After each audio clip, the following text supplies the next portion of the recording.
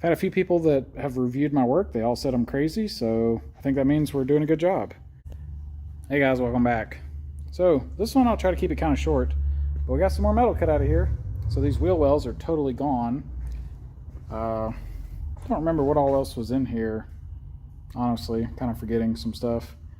Kind of blurring together. But anyway, more metal out of the car. So let me show you what we're looking like on the scale. So yeah. Ooh, let's try to get this in here. 60 something. I can't really see the camera right now. Look, 66 roughly.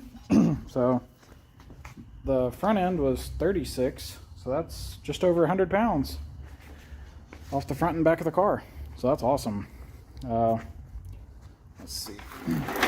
We still got more to do. We were going to do more work, but today was a less productive day, but that's okay. Because I wasn't even going to come up here and decided to just do it anyway. So a lot of this looks horrible because it's plasma cut. We're going to clean all this up later. I got a Sawzall with a clean blade and grinders and all that. So in time. Right now this is like the roughing phase. We're just getting most of the crap out of here. So looking good. I'm liking this more and more. There's still work to do. And you can see these tower areas. I gotta look at it some more, but we are definitely taking some more metal out of those. And then inside the doors as well, you can see we got all this marked to come out, and I think we're gonna cut a lot of that out. We'll see. And then of course the doors are gonna get some more work. But yeah, it's going good. I've had a few people that have reviewed my work. They all said I'm crazy, so I think that means we're doing a good job. So until next time, y'all take it easy. Hey guys, welcome back. Well, we're getting some work done today, kind of a slow and steady type of pace. So we kind of did several little things. So we pulled that steering column out and some of the adapters on the firewall. We got the brake pedal assembly, gas pedal, all that stuff out. Let's see, like I said, we've done a lot of little stuff. Some of the brake lines and all the stuff that was up here, the booster, the master, proportioning valve, things like that, all that's out of here. Going back to the car, so these rear seat mounts, we took those out a long time ago, but we really did it the hard way. Well, we pulled the front ones out today. We did those the easy way. I'll find the tool real quick and I'll show you how we did that. Okay, so this is the tool. So basically you just put the sucker in a drill, and it's like a little mini hole saw cutter, but you can see there's like a little point in the center. So it's kind of like having a center punch, but it's not for a punch and it's spring loaded. So when you put this on something, I'll try to show you. You have to push to compress that. It wants to naturally, there's a big stiff spring in here. So basically if you want to drill, what this is for is drilling out spot welds, which is awesome. I should have bought one of these a long time ago. But basically you take that tool and you center punch the center of your spot weld, and then you just put that thing in and push and drill, and it cuts the diameter of the spot weld. And what happens is it leaves these little bumps because it cuts the metal out of the way. So you end up, in this case I cut into the body a little bit, but it leaves these bumps. That's the original weld still kind of poking up. So that's not really a problem, but we have to, well, I want to get rid of those bumps. So let me show you. This is how they turned out. Nice and smooth. Actually pretty easy. It looks way better than I thought it would.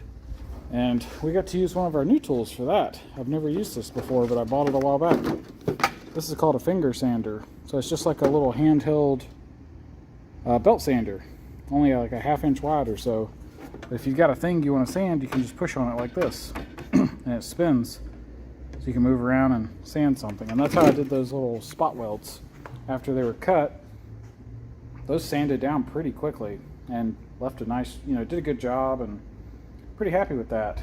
So we got both of those out in probably, I'll just say, an hour to do both, whereas to do these two back here and those two there, that took like forever. A really long time. And these were more difficult to do. Drilling with spot welds took some effort, but it really wasn't that bad. And I think if I had a new bit on the, after drilling out like 30 or 40 or 50 spot welds, changing the bit would have probably been a good idea. But very happy with that little purchase. Let me show you the kit. So I found this online and bought it. It's this thing called from Blair Equipment Group, Rotobrooch sheet metal hole cutters. So you get a bunch of different sizes, you know, which is awesome. And I'm using the 3/8 and works awesome. You can see we got all these different sizes, all the way up to, looks like 3/4, which is actually a pretty good size. But man, these cut so much better than hole saws that it's worth it just for that. And came with a couple of spare centers, and anyway, totally worth it. I actually ordered a bigger kit and I missed the apparently I have to signature. Anyway, I'll get the package in a couple days. But these are awesome. So if any of you guys are ever doing having to remove parts like this and you got to deal with spot welds, totally worth it. Because I could see using that for a lot of other stuff, just to pop holes in things, or pretty much anytime you got to drill sheet metal. Because these don't damage the sheet metal like a hole saws typically. Hole saws are bad about grabbing. Drill bits are terrible about grabbing. Yeah, here's one of those parts. Oh, my little stack of metal fell down. But yeah, this is one of the old ones. And you can see all these holes drilled. Just drilled the spot welds out. There's a couple spots where it hung up, so you can see I bent it a little getting it out. But I mean, it's scrap, so who cares? But yeah, worked great. Let's see. Another thing we did, you can see that, I'll zoom a little bit. That little section right there that's all dirty, that had some sound deadening still, some of the original, that's some of the only stuff that was left in the car. We got that out of there. This went better than previously, so that's a bag of sound deadening. So all I did was, this time I used a heat gun. Admittedly, the last time I did this, I didn't use a heat gun for most of it, and that was a mistake. I've heard you can use dry ice or a heat gun, but a heat gun worked pretty well. You just got to get this stuff hot enough. So I essentially just heated it up, and I got to where I was like, I'm just going to barely push with a screwdriver, and if it ain't moving, I'm just going to put more heat. And that worked. So I did that whole area in probably maybe 20 minutes, 30 minutes. And the worst part is just that it's uncomfortable. Just to work up there, it's just kind of a uncomfortable situation. But yeah, got that knocked out. I still got to take some Goo Gone to get rid of all the residue. We'll do that later. We're almost out, so I bought like a big old, I think a half a gallon, I don't remember, whatever. I bought a bunch, probably a quart or a half gallon. Now I don't remember, but I got a reasonable size container of it, so we'll have plenty. We also started doing this like seam sealer. I started scraping this side. I still got to do the other side over there. Just doing that with a screwdriver, getting most of it out. No big deal. Let's see. I guess the other big thing is we're trying to decide how much metal work we're going to do. So we kind of went on a little frenzy. We pulled a solid 100 pounds out of the car, and then probably 2 pounds for those brackets, and maybe a couple pounds for that stuff I'm scraping off the firewall. And we still got a little bit left to go, but we're kind of debating on how much we're going to do. So for example, I was planning on cutting all of this out. And as you can see over here, some of that too. And we're just trying to decide, like, you know, what's a good stopping point for a few different reasons. So like one thought is, you know, do everything, go crazy, save all the weight you can. The only real downsides is I might catch some stuff at the track for just cutting too much metal out of the car. I don't know if there's any like anything that would piss somebody off if they saw how light I made the car. I'm not sure, but it just takes a while. And so what we're trying to consider is like, okay, let's try to do like most of it, do all the easy stuff, but don't go like, I don't want to do a day's worth of work to save a pound or two. That's not the kind of work I want to do. So we basically did, you know, over the course of a week, I pulled 100 pounds out of the car. That was worth it because I really only worked, you know, a few days. I don't know how many hours it was, maybe 20 hours to get 100 pounds out. So that's 5 pounds an hour coming off the car, I think. So I'm fine with that. I can deal with that. So back here, what we're thinking, this seam that's poking up, I'm going to cut that off. And then basically, kind of like from there up, basically where you can see, I'm going to cut some of that metal out. And that might be roughly, other than kind of cleaning it up, and the only other thing is this edge. This edge that's hanging here, I think I'm going to go around and trim it back to this frame all the way around. And then a little bit here because I left this hanging out. I'm probably going to do something with that.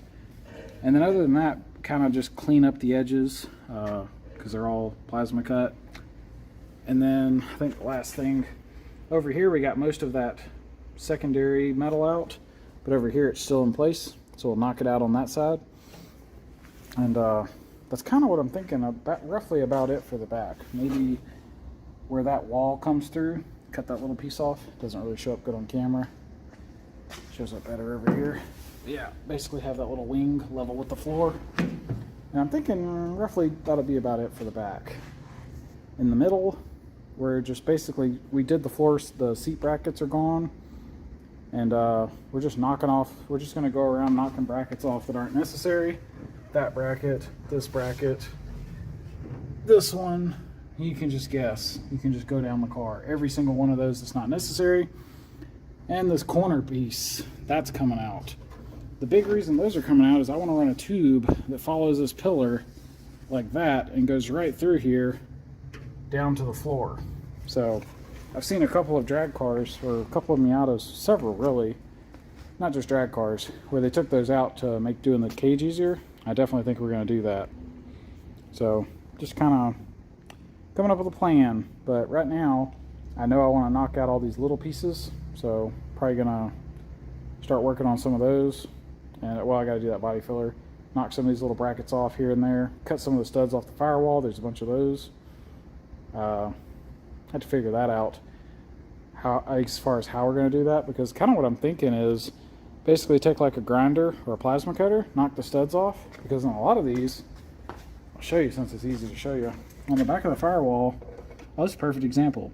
So you have a stud coming through, but on the other side, this is what it looks like. It's like a big heavy piece of metal that's spot welded to the car. So what I'm thinking is get my spot weld cutter and get a cutter that's big enough that when I cut through, it'll take all of this out. And then just go punch, and then the whole piece will fall out. Like say if you went through here with like a 3/4 inch, that'd be bigger than my finger. It would just cut a big hole in the firewall and this whole stud would just fall out. At that point, you just need to fill the hole with a piece of metal or a plug or something.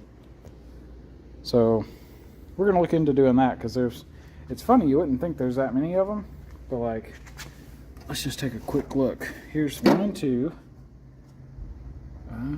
3, 4, 5, 6, 7, 8. So there's 8 coming through this side, and then you can see there's a stud there. That's at least 9. Seems like there's more than that. Oh yeah, there is, because look up here where the windshield is. You can see studs poking through. They're not all showing up, but like here's a group of them, for example. So yeah, there's definitely some, you know, those aren't big weight savings, but if I knock them all out of the car, you know, it might be half a pound or something. Maybe that's not very efficient, but it does clean it up too, which I like, having the less stuff poking off the firewall. So anyway, that's what we're up to today. It's all about weight reduction, getting this chassis work, trying to get this stuff knocked out. We got to get going on our cage. Our chrome ollie's just chilling up here. We got a bunch of this stuff. These are 20, I think they're 21 or 24 foot sticks of chrome ollie, and we got, I think, 140 feet. So we got plenty for a little Miata. So hopefully we'll be getting going on that soon. So anyway, until next time, y'all take it easy.